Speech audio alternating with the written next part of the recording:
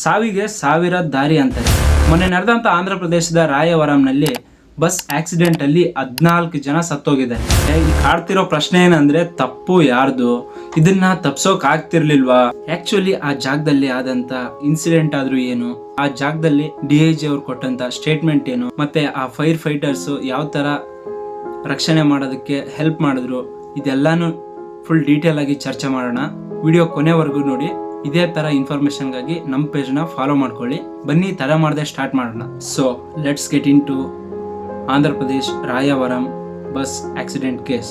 March 25, 2026 ಆ ದಿನ ತೆಲಂಗಾಣದಿಂದ ಆಂಧ್ರ ಪ್ರದೇಶದ ನೆಲ್ಲೂರಿಗೆ ಹೊರಟಿದ್ದಂತ bus seater cum sleeper non AC bus. ಆ ಬಸ್ ಡ್ರೈವರ್ ಹರಿಕೃಷ್ಣ ಅವರೇ ಆ ಬಸ್ ನ ಚಲಿಸ್ತಾ ಇದ್ರು. ಟೋಟಲ್ 41 ಮೆಂಬರ್ಸ್ ಇದ್ರು, ಇನ್ಕ್ಲೂಡಿಂಗ್ ಕಿಡ್ಸ್ ಎಲ್ಲರೂ ಸೇರಿಸಿ. ರಾತ್ರಿ 9:30, 10 ಗಂಟೆ ಸುಮಾರು ಪ್ರಯಾಣಿಸ್ತಿರ್ತಾರೆ. ಸುಮಾರು 4:30, 5 ಗಂಟೆ ಹೊತ್ತಿಗೆ ಬಸ್ ನ ಮೇನ್ ಡ್ರೈವರು ಡ್ರೈವ್ ಮಾಡ್ತಾ ಇದ್ದಾರೆ.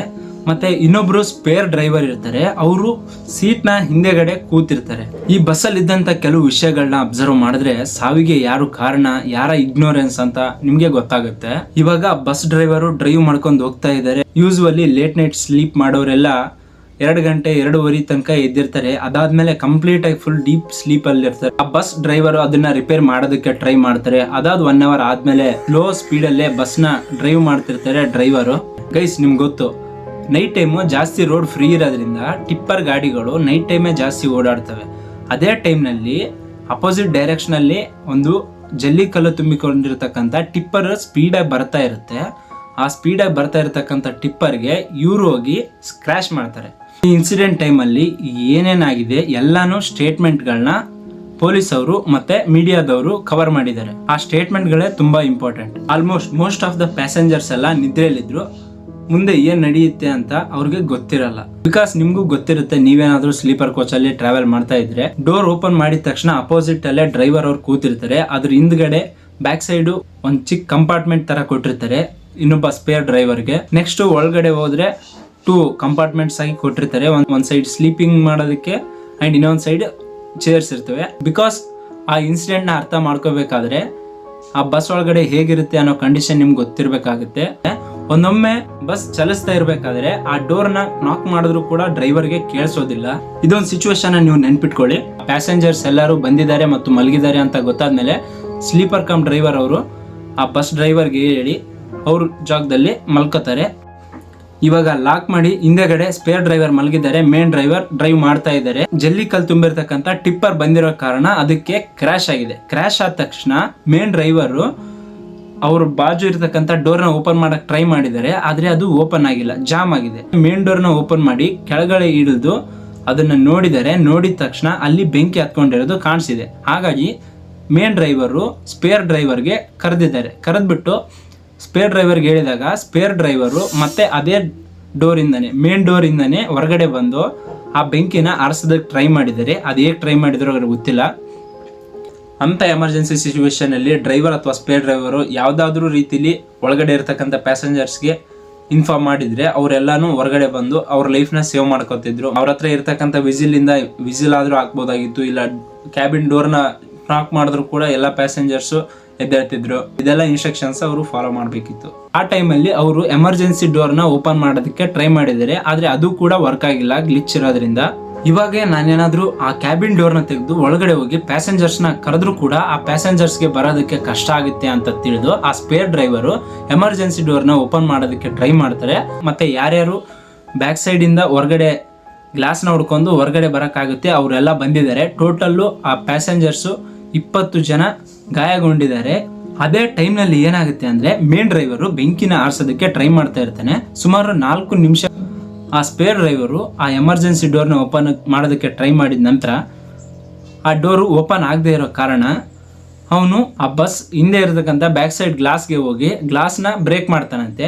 ಬ್ರೇಕ್ ಮಾಡಿದ ತಕ್ಷಣ ಅಲ್ಲಿಂದ ಎಷ್ಟು ಜನಕ್ಕಾಗುತ್ತೆ ಅಷ್ಟು ಜನಕ್ಕೆ ಅವನು ಸೇವ್ ಮಾಡೋದಕ್ಕೆ ಟ್ರೈ ಮಾಡ್ತಾನೆ. ಅದೇ ಸಮಯದಲ್ಲಿ ಕೆಲವು ಪ್ಯಾಸೆಂಜರ್ಸ್ ಗಳು ಹೇಳಿರೋ ಸ್ಟೇಟ್ಮೆಂಟ್ ಏನಂದ್ರೆ, ಕೆಲವು ಆಡಿಯೋ ವಿಡಿಯೋಸ್ ಗಳನ್ನ ನೋಡಿದ ತಕ್ಷಣ ನನ್ಗನ್ಸಿದ್ದು, ಆ ಎಮರ್ಜೆನ್ಸಿ ಡೋರ್ ಇರುತ್ತಲ್ಲ ಅದನ್ನ ಒಳಗಡೆಯಿಂದ 2-3 ಪ್ಯಾಸೆಂಜರ್ಸ್ಗಳು ಒದ್ದು ಆ ಎಮರ್ಜೆನ್ಸಿ ಡೋರ್ ಓಪನ್ ಆಗುತ್ತೆ.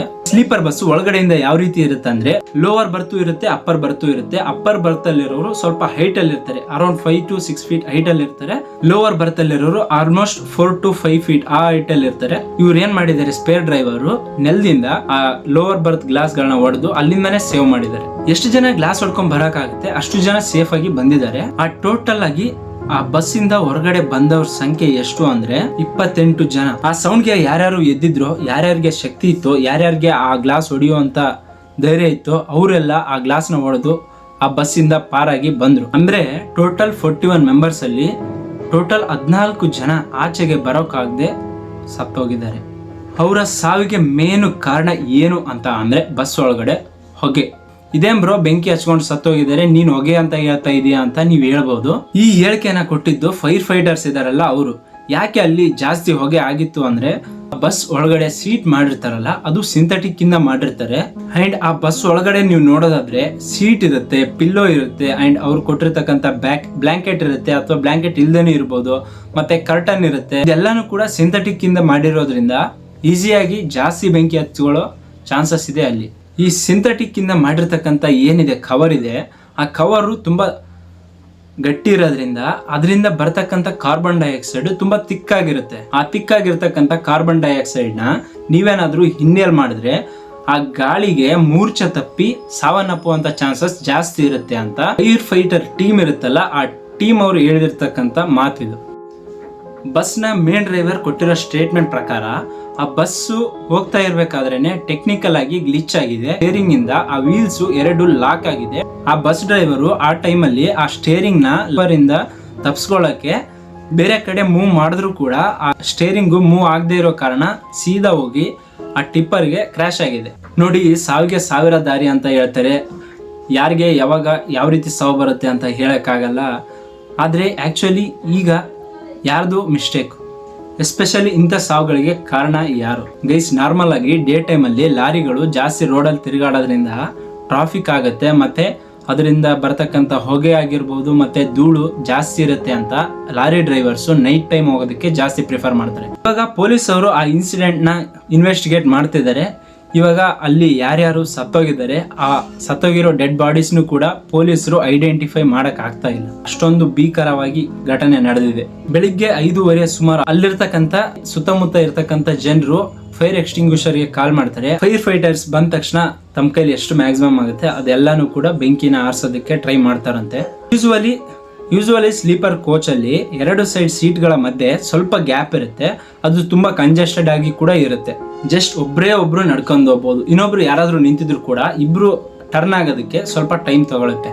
ಹಂಗ ಟಿಪ್ಪರ್ ಮತ್ತೆ ಆ ಬಸ್ 2 ಕೂಡ ಕ್ರಾಶ್ ಆಗಿದೆ. ಆಗ ಫ್ರಿಕ್ಷನ್ಗೆ ಬೆಂಕಿ ಹತ್ಕೊಂಡು 2 ಕೂಡ ಟಿಪ್ಪರು ಮತ್ತೆ ಬಸ್ 2 ಕೂಡ ಫುಲ್ ಬೆಂಕಿಗೆ ಆಹುತಿಯಾಗಿದೆ ಗೈಸ್. ಮುಂಚೆ ಕರ್ನೂಲ್ ಬಸ್ ಇನ್ಸಿಡೆಂಟ್ ಅಲ್ಲೂ ಕೂಡ 20ಕ್ಕೂ ಹೆಚ್ಚು ಜನ ಸಾವನ್ನಪ್ಪಿರ್ತಾರೆ ಗೈಸ್. ಅದರಲ್ಲೂ ಕೂಡ ಯಾವುದೇ ರೀತಿ ಡೆಡ್ ಬಾಡಿನ ಐಡೆಂಟಿಫೈ ಮಾಡೋದಕ್ಕೆ ಆಗಿರಲ್ಲ. ಸೊ ಇವಾಗ DNA ಟೆಸ್ಟ್ ಅನ್ನು ನಡೆಸಿ ಯಾರ್ಯಾರ ಕುಟುಂಬಕ್ಕೆ ಆ ದೇಹಗಳು ಸೇರಿರುತ್ತೆ ಆ ಕುಟುಂಬಗಳಿಗೆ ಆಂಧ್ರ ಗೌರ್ಮೆಂಟ್ ಕೂಡ ತಲಾ 5 ಲಕ್ಷ ಮತ್ತೆ ಪ್ರಧಾನಮಂತ್ರಿ ಸಹಾಯ ಧನ ಕಡೆಯಿಂದ ತಲಾ 2 ಲಕ್ಷ ಮತ್ತು ಗಾಯಾಳುಗಳಿಗೆ 50,000 ರೂಪಾಯಿ ಧನ ಸಹಾಯ ಕೂಡ ಮಾಡಿದೆ. ಆ ಬಸ್ ಓನರ್ ಅವ್ರ ಮೇಲೂ ಕೂಡ ಕೇಸ್ ಆಗೋ ಚಾನ್ಸಸ್ ಜಾಸ್ತಿ ಇರುತ್ತೆ. ಈ ಎಲ್ಲಾ ಸಿಚುವೇಶನ್ ಗಳನ್ನ ಅವಾಯ್ಡ್ ಮಾಡ್ಲಿಕ್ಕೆ ಆ ಎಮರ್ಜೆನ್ಸಿ ಅನ್ನೋ ಒಂದು ಅಲ್ರಾಮ್ ಇದ್ದಿದ್ರೆ ಆ ಎಲ್ಲಾ ಜನ ಅವರ ಲೈಫ್ ನ ಸೇವ್ ಮಾಡ್ಕೋತಿದ್ರು ಅನ್ಸುತ್ತೆ. ಸೊ ಇದಾಗಿತ್ತು bus fire incident. So next time ನೀವೇನಾದ್ರೂ ಸ್ಲೀಪರ್ ಕೋಚ್ ಅಲ್ಲಿ ಹೋಗ್ತಾ ಇರ್ಬೇಕಾದ್ರೆ ಫಸ್ಟ್ ಎಮರ್ಜೆನ್ಸಿ ಡೋರ್ ಎಲ್ಲಿದೆ ಅಂತ ನೋಡಿ. ಯೂಶುವಲಿ ಎಮರ್ಜೆನ್ಸಿ ಸಿಚುವೇಶನ್ ಅಲ್ಲಿ ಆ ಗ್ಲಾಸ್ ಗಳನ್ನ ಬ್ರೇಕ್ ಮಾಡೋದಕ್ಕೆ ಅಲ್ಲಿರ್ತಕ್ಕಂಥ ಮೆಟಲ್ ಇದೆಯಾ ಇಲ್ವಾ ಅನ್ನೋದನ್ನ ಅಬ್ಸರ್ವ್ ಮಾಡಿ. ಬಸ್ ಅಲ್ಲಿ ನಿಮ್ಗೆ ಸಾಕೆಟ್ ಆಗ್ಲಿ ಮತ್ತೆ ಆ ಹೊಡೆಯೋದಕ್ಕೆ ಬ್ರೇಕ್ ಮಾಡೋದಕ್ಕೆ ಮೆಟಲ್ ಆಗ್ಲಿ ಆ ತರ ಸಿಗದೆ ಇರ್ಬೇಕಾದ್ರೆ ನೀವು ಕ್ವಶನ್ ನ ರೈಸ್ ಮಾಡ್ಬೇಕಾಗುತ್ತೆ. ಯೂಶುವಲ್ ಆಗಿ ಹಬ್ಬಗಳ ಟೈಮ್ ಅಲ್ಲಿ ಜಾಸ್ತಿ ಬಸ್ಗಳು ಆ 5 ಸ್ಟಾರ್ ರೇಟಿಂಗ್ ಇರ್ಲಿಲ್ಲ ಅಂದ್ರೂ ಕೂಡ ಬರೀ 3 ಸ್ಟಾರ್ 2 ಸ್ಟಾರ್ ಇದ್ರೂ ಕೂಡ ಆ ಬಸ್ಗಳನ್ನು ಕೂಡ ಹಬ್ಬದ ಟೈಮ್ಗಳಲ್ಲಿ ಬಸ್ಗಳನ್ನ ಬಿಡ್ತಾರೆ.